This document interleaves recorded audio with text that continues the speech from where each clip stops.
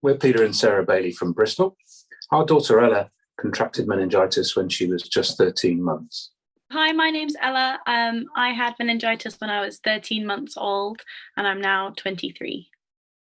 I had amputations of my toes, so I'd learnt to walk at the time, and then had to relearn how to walk.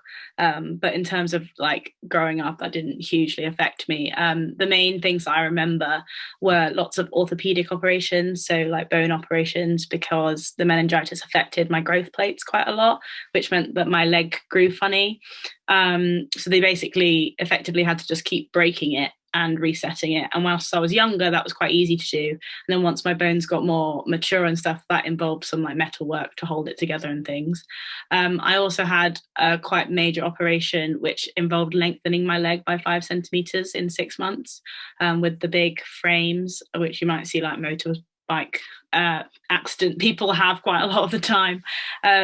But that was quite intense, but obviously really successful.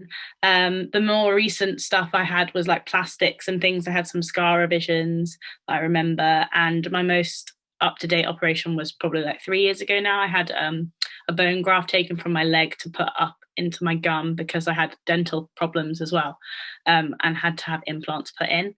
Ella's academic schooling wasn't affected at all by all her hospital appointments and surgeries. We were always very lucky and had a very supportive team who timed most of her surgeries to be school holidays.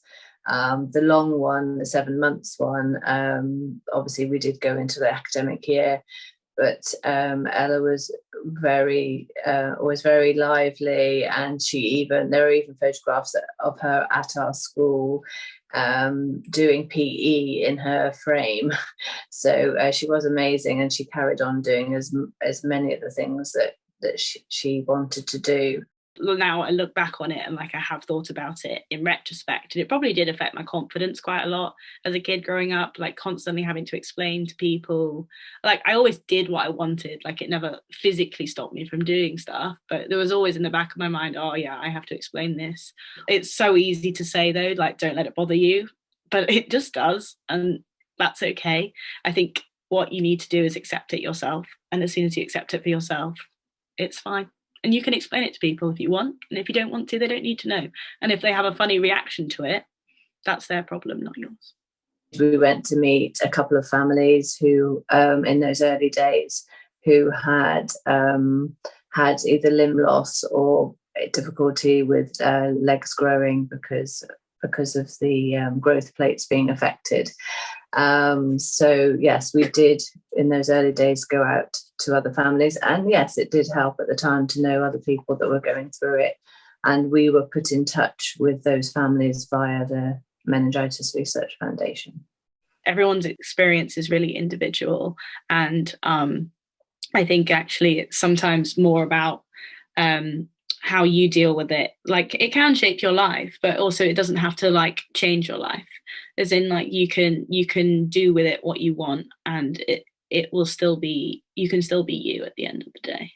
Just take it slowly. It's a long recovery, but you will get there, and you know your child has survived, which is wonderful.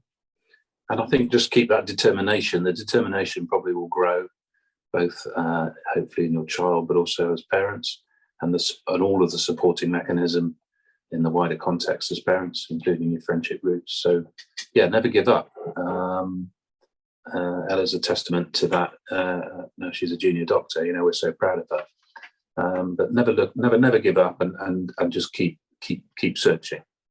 Just like look toward the future. If you can, like focus on a little goal each day. Like take each day as a win. It's okay if you take a few steps backwards if overall you're generally progressing and like making progress in terms of rehab, in terms of like acceptance, in terms of anything. But like you've survived, and I think that's really important to just focus on, that you're really lucky to still be here.